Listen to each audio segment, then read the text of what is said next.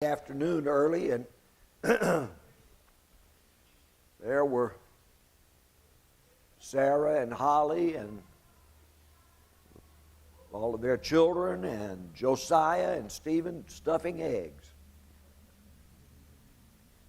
Box after box of stacks of plastic eggs. 4,500. Yeah, ain't that a deal?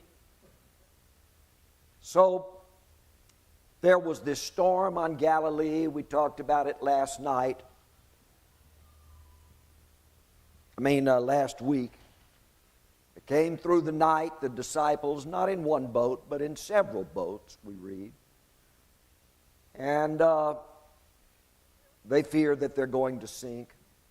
Jesus is in one boat, and he rises up and commands the storm to be still. The dawn is breaking. They arrive at the shore of Gadara. The whole incident of the physical storm.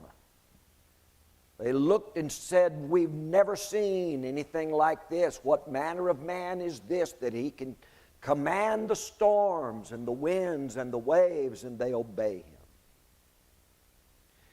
That was a physical storm in nature. What they're about to see now is the calming of another kind of storm. Storm not in the physical realm, not even in the spiritual realm, but a storm in the soul as they meet the man of the tombs on the shores of Gadara. When this incident is over, later that afternoon, they'll be looking at one another and saying the same thing. "We've never seen anything like this before. What manner of man is this that can put away that kind of storm?" And remember, the words he uses for the physical storm, peace, be still, is the same tone that he's going to speak to the man who's got a storm of devils in him.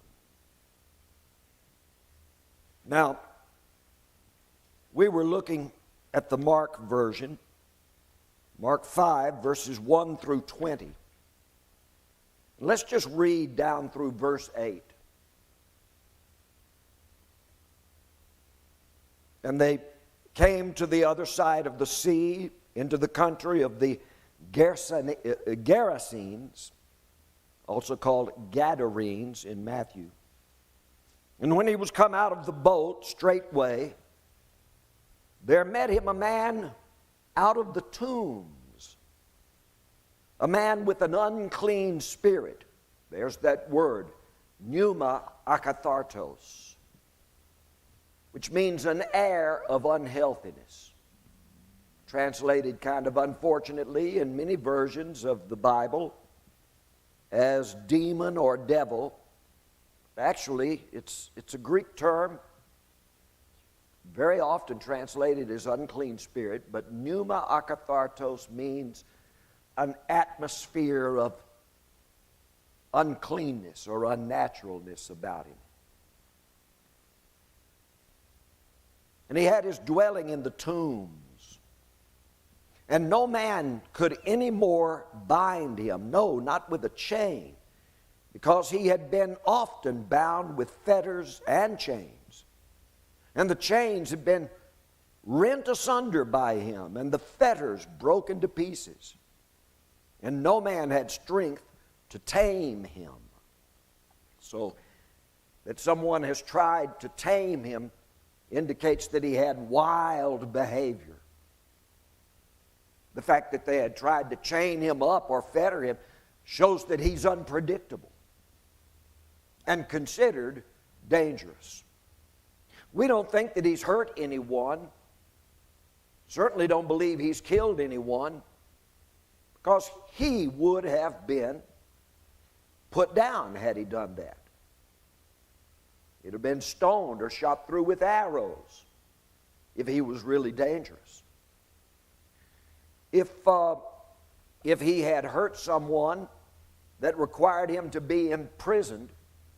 Okay, breaks out of chains and fetters. Why don't they hunt him down and put him in a stronger prison? And if he resists arrest, then he's to be killed.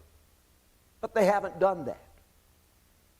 It simply indicates that he's been only a danger to himself and the threat of a danger to others, because they haven't taken harsher measures with him.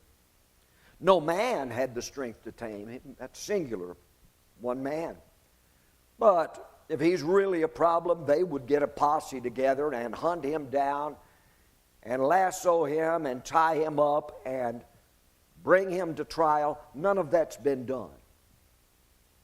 This is a fellow who is a community problem, but he's not a criminal. People are afraid of him. And always, night and day, in the tombs and in the mountains, he was crying out and cutting himself with, we imagine, sharp stones. So now we see there's a masochism about him. He wants to hurt himself. That shows that he's filled with guilt, self-loathing. There's something about him that makes him want to punish himself. There's a real psychological problem with this fellow, we would say, if we're only going to read this far. But let's read a little bit further. And when he saw Jesus from afar, he ran and worshiped him. And crying out with a loud voice, he said, "What have I to do with thee, Jesus, thou Son of God? I adjure thee by God, torment me not." Now this indicates that this man he knows Jesus' name. I know how people like to preach it. The man had never seen Jesus before, but those devils inside of him knew Jesus, because they had once been in heaven. I hear that all the time. It doesn't say this man had never seen Jesus before. Jesus has been in that region before. And many had possessed with devils had cried out. One guy in Capernaum had yelled out of a crowd, "Thou art the Son of the Most High God, O Jesus." And Jesus had shut him up. Man with a devil, it said, cried that out. This might be the same fellow.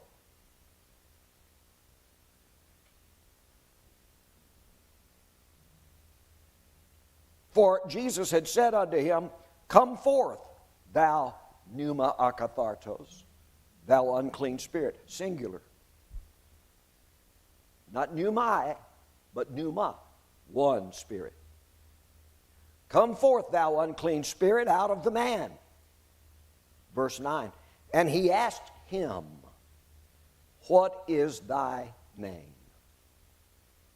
And he saith unto him, "My name is Legion, for we are many." In so many of our Bibles, the word legion is put with a capital L as though that's an actual name. What is your name? Now, for Jesus to ask this man, "What is your name?" he's saying, "Man, look at me. Identify yourself. Tell me who you are." And the guy couldn't do it. He says, "My name is a plurality, for we are many." My and we, he doesn't know if he's one person or many people. And this indicates another problem. Because he hates himself, he has invented or received multiple other personalities. It has every indication of what modern psychologists call the multiple personality syndrome. Person who hates himself, who despises himself, invents other people to be. I don't know if you've ever met anybody like that. I have. Different person, and sometimes the different personalities take on different names. Today I'm this guy, tomorrow I'm this guy, you know. They become different people. There are many famous cases about it. Everything that we find in those cases is in this story so far. Now, we're going to get to the devils speaking and all that, because I know it's there. But looking at it so far, we've got to ask the question, here's a full-grown man, when and how did he become like this? Was he just walking down the road one day and passes through a swarm of invisible devils that are clustered in the road and they all jumped on him? We think the devils can do that sort of thing. But no. The fact that he despises himself, shown by the fact that he's cutting himself all over his body. I've met people that can't stop pulling their hair out and scratching themselves. I know a woman, I've talked with her for 40 years now or more. She's about my age. And she'll call all these years. She'll call every few months, tell me how she's doing. And she's just a mess. The reason she's a mess is something very traumatic happened to her when she was a little girl. She came home from school one day and found her mother hanging in the laundry room, suicided. Her father beat her up a lot as she was growing up. Then one day he suicided. After screaming to her every day for years that her mother's death was her fault. You're no good, you'll never be any good. You killed your mother. Just because Mama had to correct her a lot and they got in some spats. This woman has grown up all these years having to be told by somebody like me or a few others that she turns to that she is worth something, that she really matters. But sometimes she'll call me and say, I was up last night pulling out my hair. Sometimes, like this, she cuts herself. Can't stop. I just got to make myself bleed. Sometimes she hits herself with objects. Now, this is a kind of self-loathing that is unnatural, but it is imposed upon someone.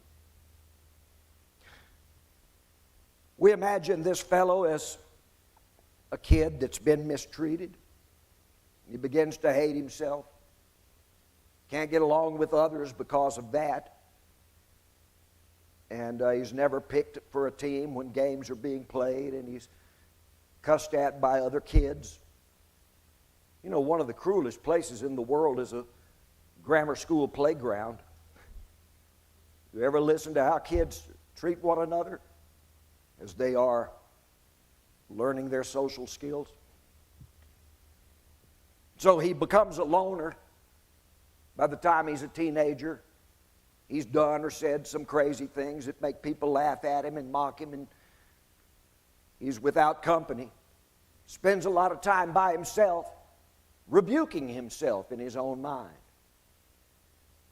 And then he comes back to town as a man one day and says something outlandish to someone. They get offended, and there's a fight that breaks out, and then some other people join in, and he's driven away as a man. And now he sits out crying alone, absolutely friendless. Not one person tries to be a friend to him. When he comes around, they tie him up. This is how the pneuma akathartos enter into a person. I hate myself, I hate them, I hate everybody else, and God made me this way. I hate Him. And everything is my fault. You ever met anybody that's been driven into that kind of a corner? There's nowhere they can search except in the abyss of their own soul. Anyway, the earmarks of all that is here. And we get this mix-up in verse 9. What is your name? Do you know that's what Christ asks you when He comes into your life? Who are you? Do you even know who you are? Many people don't know who they are. They only know what group they belong to. I'm a Boy Scout. I'm a Yankees fan. I'm a Baptist. I'm a Catholic. I'm an ex-Marine. They know how they identify with a particular group. I'm a Southerner, you know. Yeah, but Christ looks at you as an individual and says, have you learned who you are yet? What is thy name? Who are you?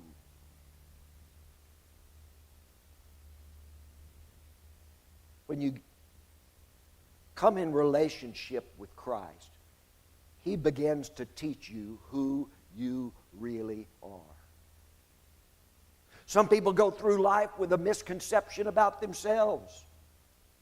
You believe you are what someone else told you you are. But you've never found out who you are as far as who God has intended you to be. Who God sees when God looks upon you. That's who we are to try to learn to be. This guy doesn't know if he's one person or many people. My, that's first person possessive singular. My name is Legion. For we, that's first person nominative plural pronoun. We are many. Are you one person or many people? Have you even found out who you are? And he besought him much, that is, the man besought Jesus much, that he, Jesus, would not send them away out of the country. I can get rid of all those others that are in you. I can run. No, don't send them away. I need them. You see, the extra personalities become the crutch. I can't stand as myself, so I'll become somebody else. Then late at night, I come back to being myself. I don't like this. I'll cut myself. Then next morning, I'll be another person. Don't send away my alter egos. Don't send away these other personalities. I need them. In the Mark version, it's not the devils saying, don't send us away. It's the man saying, don't send them away. Quite interesting, don't you think? You understand how God made you, don't you? You're a tripart being, like God is. That's what makes you in God's image. You have three factors. You are a trinity. Three factors in your being. Soma, psyche, and pneuma. Those are the three factors of your being that St. Paul used when he wrote the New Testament or the epistles in Greek. Soma is the physical body. Bone, flesh, muscle, skin. That's your flesh. And your bones, your skeleton gives you structure. Your flesh gives you movement. And then there's the essential liquids, mostly blood we think of. But there are other endocrine fluids in your body that are essential. And that's essence. So you've got structure, you've got mobility, and you have essence. Those are the three parts of your body, your soma. Then there's your psyche, your soul, what we call soul in religious talk. Paul used the word, when he wrote in Greek, the word psyche for soul. Psyche, P-S-Y-C-H-E, psyche or suche. And that's your mind, your will, and your emotions. Just as the body needs bone for its structure, your soul, the bone of your soul, that's your will. Your will is the skeleton of your soul. Just as the body has flesh of muscle and skin that moves the bone around, even so, your soul has muscle. What is flesh to the body, to the soul is your mind. Your mind is the muscle of your soul. You move in your soul from thought to thought. And just as the body has its essence, let's say blood, what is the blood of your soul? That's your emotions. The emotions that flow through your mind and influence your will and also influence your movements, your actions, your thoughts. That's emotion. That's the fluid of your soul. Am I making sense to you? And then there's the spirit. Your spirit also has three parts. It's the biggest part of you. We talk about the spirit as being some hidden, secret little thing down in the depth of our heart. No, it's the biggest part of me. See?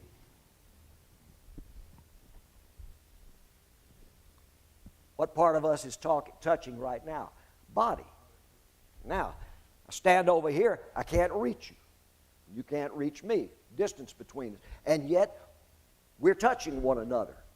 Now we're touching one another with mind, will, and emotions. I tell a joke, I laugh, you laugh with me. We're sharing an emotion. I give an idea, you amen it or argue against it. Now we're touching one another in the mind. And I try to influence you to do something or act in a certain way, and you either are influenced or not. Now we're communicating in the will. But all of that is soulish. The soul can touch. But then, sometimes I'm in prayer and someone comes up who is on the other side of the world, some country I've been to, and I pray for that person when they rise up in my heart and in my consciousness, and a day or two later, I'll get a phone call. Brother Pat, I know you were praying for me, let me tell you. And I was. My spirit is big enough to reach around the planet. My spirit is big enough to touch anyone that I love and who loves me. How big is my spirit? Well, every time I love another person, they become part of my spirit. If you only love yourself, your spirit's very small. If you love a lot of people, your spirit stretches to accommodate them. I'm going to sit down in a chair and stare at some of you the way you're looking at me tonight. And some of you will have nightmares if I do it. Spirit is the biggest part of me. The next biggest part is my soul. And then here's my body, the tiniest little part of me. Now, the spirit is also in three parts. Where the body has bone, the soul has will, the spirit has conscience. Your conscience, that's the bone of your spirit, the structural part. Where the body has muscle or flesh, and the soul has mind and thoughts, your spirit has purpose, a sense of purpose. Where the body has blood and the soul has emotion flowing through it, your spirit also has an essential part, and that's communion with God. Your prayers go up, His response comes down, a constant flowing communication between you and God. Now, the body is the child of the dust. It's made of dust. The soul is the child of Adam. It's the human part of you. The body is the animal part, made of dust as all animals are. Your soul is the human part. You're a child of Adam, not some other animal, because only man is able to wonder and ponder and reason. Only man is able to be astonished or awestruck. Only man is able to think and communicate thoughts. Man has a human soul. We like to call the body human, but you know, Darwin's kind of right about that. We're just a mammal, bodily, like all other mammals. We have our specific makeup, but the soul makes us something more than animals. And then we have this spirit part of us. If the body is the child of the dust, the soul is the child of Adam, your spirit is the child of God.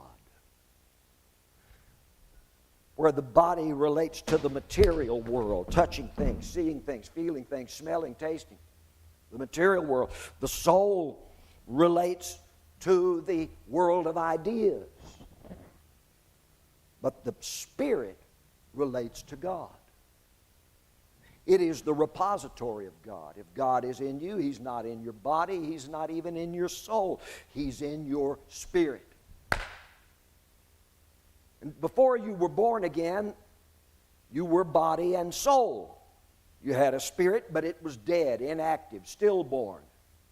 When you come to Christ, your spirit is born again, and you come alive, and you begin to learn. Your conscience is activated. Your communion with God begins to flow, and you begin to learn what your true purpose is. What is your name? What are you? Who are you? Your true purpose. It's a spiritual question. Now, we like to speak, because translators of the Bible give us this word, we like to speak of the devil as a spirit, an evil spirit. The devil's a spirit. I want to remind you, neither devils nor demons are spirits. They are psyche. Let me point this out to you. Does the devil have a body? I said this a few weeks ago. Does the devil have a body? Not anywhere we can see in the Bible. Angels have bodies. Angels show up many times in bodily form. Many have entertained angels unaware, we're told.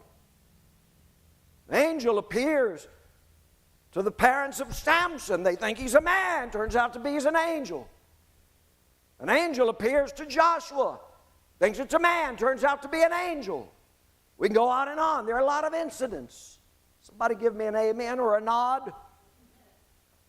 But you never see a demon appear in bodily form. Never. Not with horns, not with a snake's tail sticking out of his back, not with bat wings, not with a long forked tongue coming out of his mouth. No depictions of the devil. He never appears in bodily form. Next question. Do angels ever possess a human being? Not anywhere we see in Scripture. Angels don't possess your body or anyone else's body, because angels have bodies of their own. It's devils that possess other people because they don't have bodies of their own. Therefore, I conclude that devils or demons are disembodied beings. If they ever had bodies, they lost them. They're disembodied. Next, so that leaves soul and spirit. Are devils spirits? Well, I've just described what the spirit is. Body, soul, spirit. The spirit is the part of you that contains God, that communes with God, that responds through conscience to God, and that has a God-driven purpose. Does the devil have that? Is God in a devil? Yes, I conclude that devils and what we call demons and all the superstitious things we have about them, they're neither bodies nor spirits. They are simply psyche. They are disembodied, dispirited psyche. They are very real, but they only work on the soulish level, in your mind, against your will, and through your emotions. We often hear it said that the mind is the battleground of our being. Well, that's true. What demons are, psyche, even the writers of the Greek myths understood that.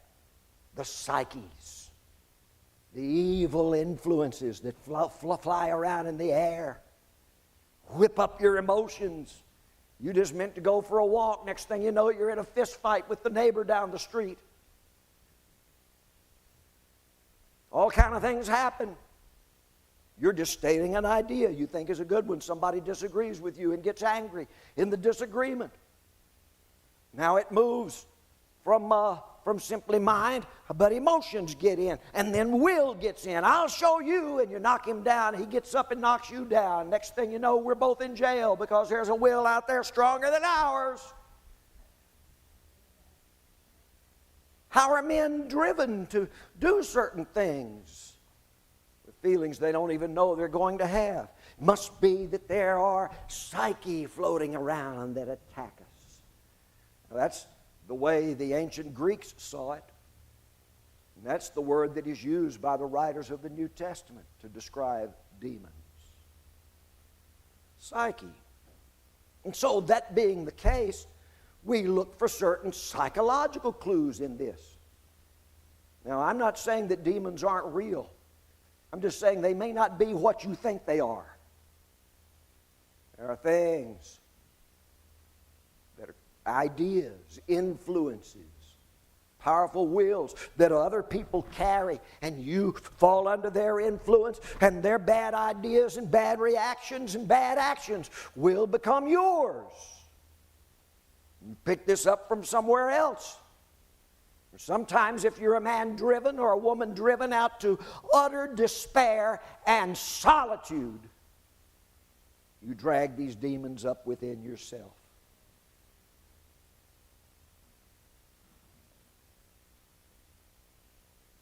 Mark goes on, he says, now there was there on the mountainside a great herd of swine feeding. Here's a question for you. We're going to learn. 2,000 swine. A herd of 2,000 pigs. What are they doing in Israel? Jews don't eat pork. They don't raise pork. What are they doing with all these pigs? We're going to read there's a large group of swine herds on the scene, tending these pigs. Gadara, that's an Israelite place. I think this man has met Jesus before. The night before, Jesus left the place, got in the boat. He said, we have something to do, and it was just to come and get this man.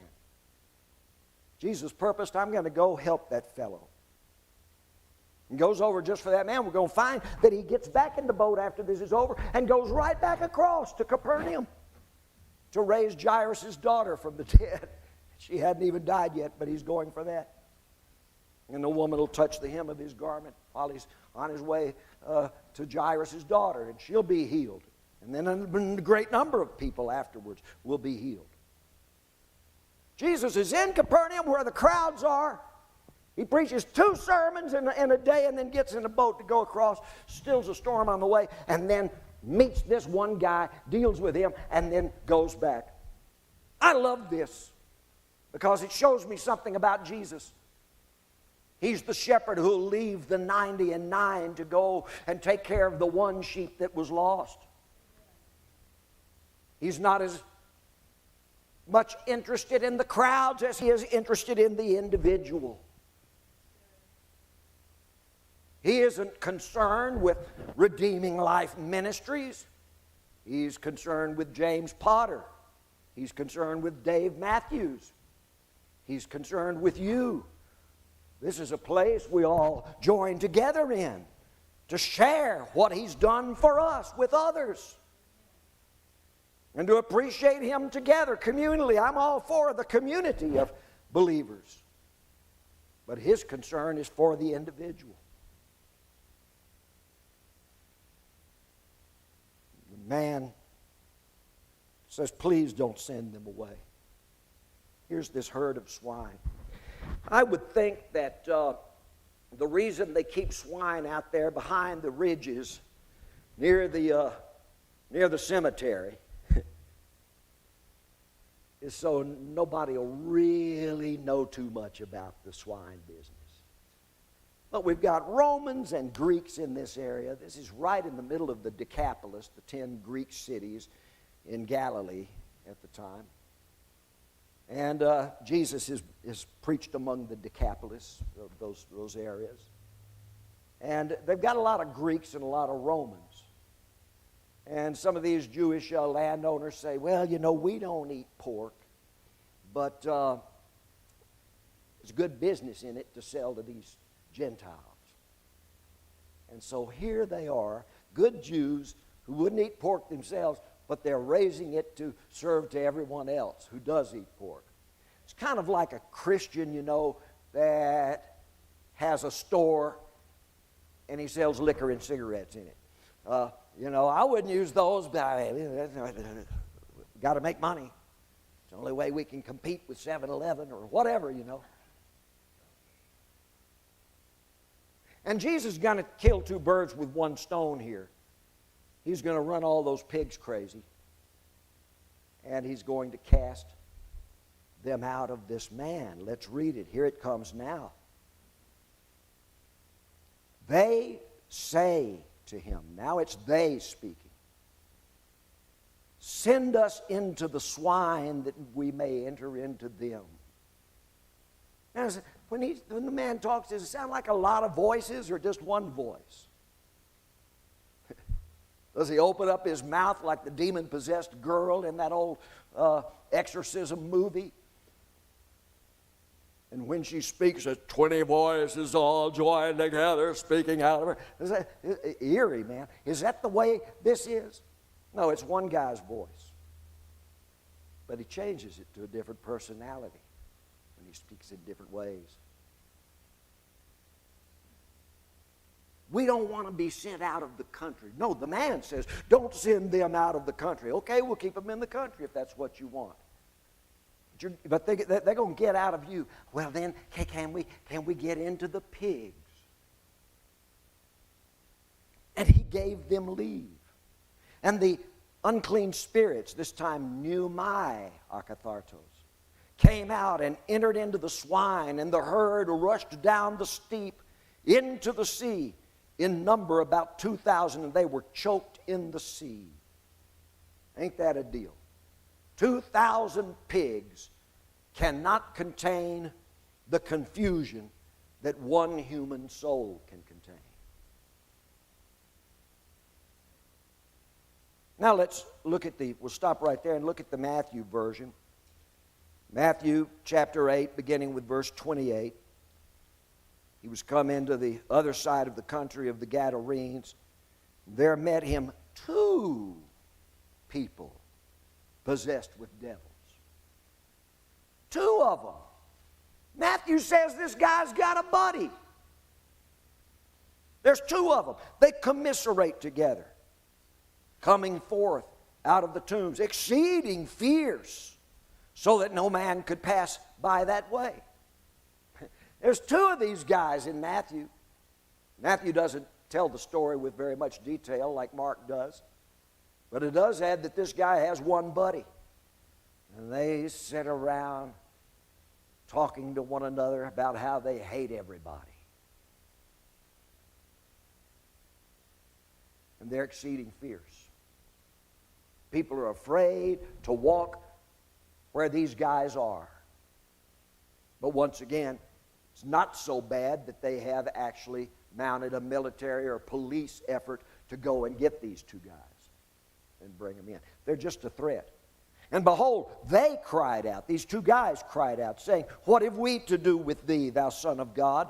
Art thou come hither to torment us before our time or before the time? And you often hear this preached that devils know they've got a time when they're going to be cast into the bottomless pit. Beg your pardon, one devil in the book of Revelation is cast into a bottomless pit. We don't see a big group of them. The accuser, the Shaitan, is cast into a bottomless pit. If I teach on the symbolism of Revelation one of these days, I'll get into that with you. But this is these 2 guys talking. You see, in Mark, Mark only writes about one demon-possessed guy, and he says, what have I to do with you, Jesus? In Luke, Luke's only talking about the one guy, and he says, what have I to do with thee, Jesus? But in Matthew, he says there's actually two of them, so they say, what have we to do with thee? Have you come to torment us before the time? Now, what time are they talking about?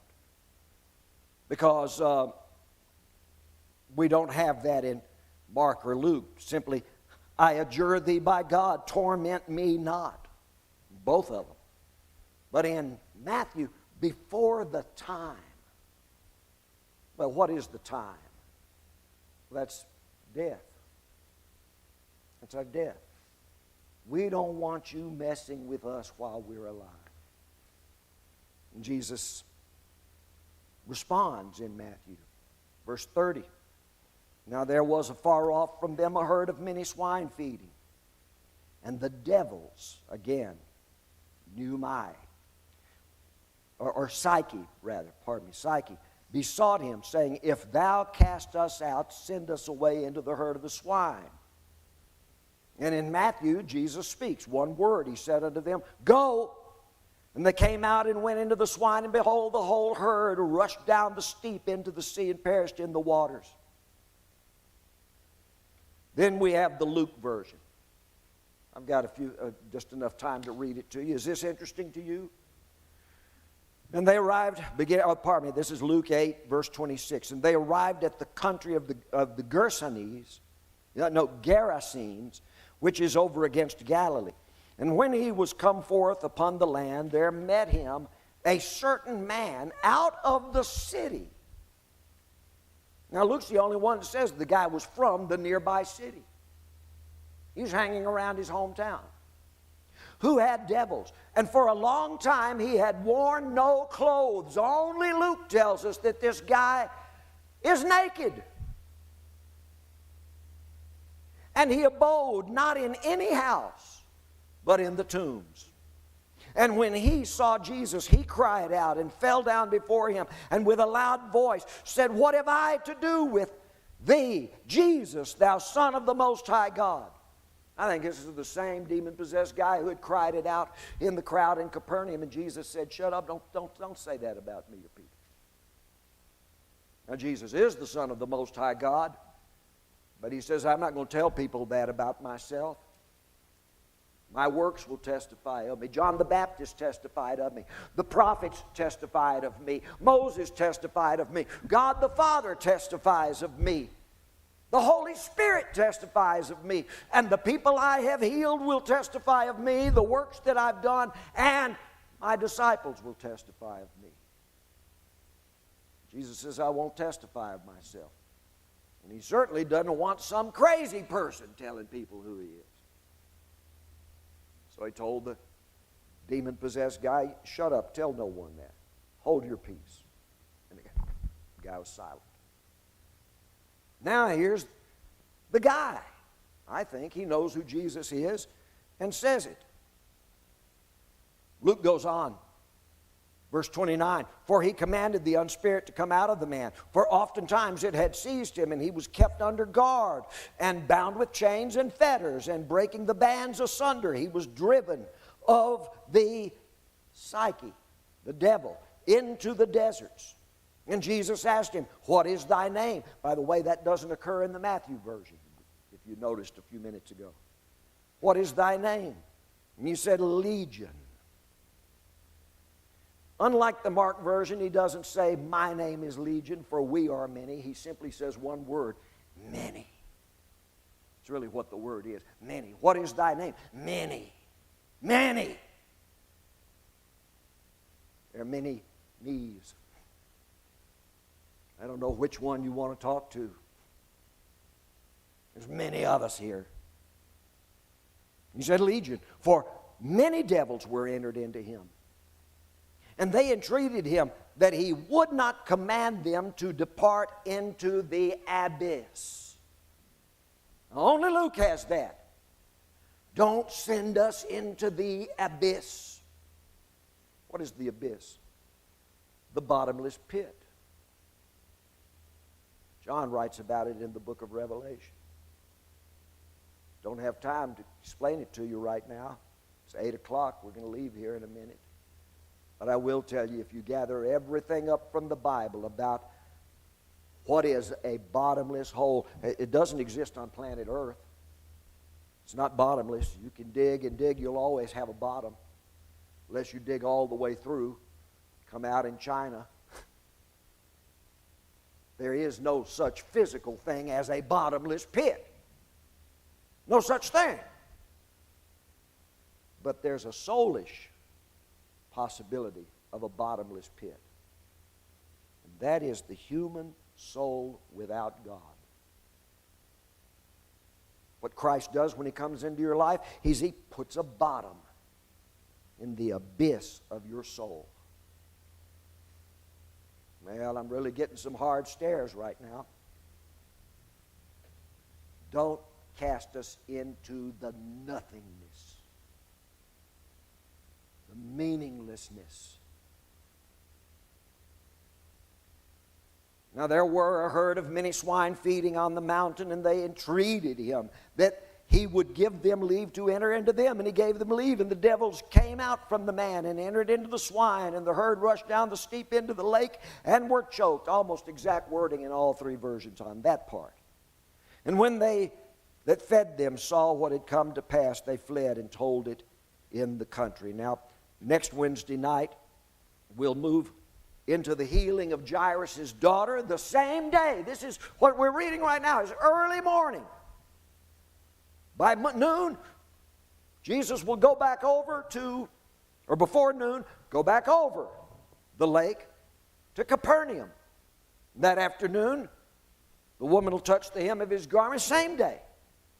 Touch the hem of His garment and be healed, and He'll raise Jairus' daughter from the dead. This is what I call the day of the 4 miracles. The storm on the sea, the storm in this man, the healing of the woman with the issue of blood, and the raising of Jairus' daughter. All happened in the same day. Is this interesting to you? So we're going to pick up on this same day.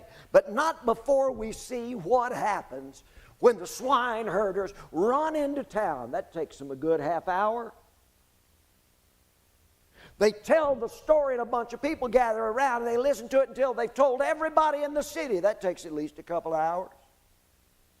And then they bring the whole city. It takes another good hour to get out there and over those ridge of mountains down there where the pigs had been kept. And Jesus will have been sitting there with this fellow talking to him for at least 3 hours when the townspeople get back. Talking with him. Talking with him. There's another place in the Bible that says that when Jesus cast out devils, He did it with His Word. In other words, His teaching.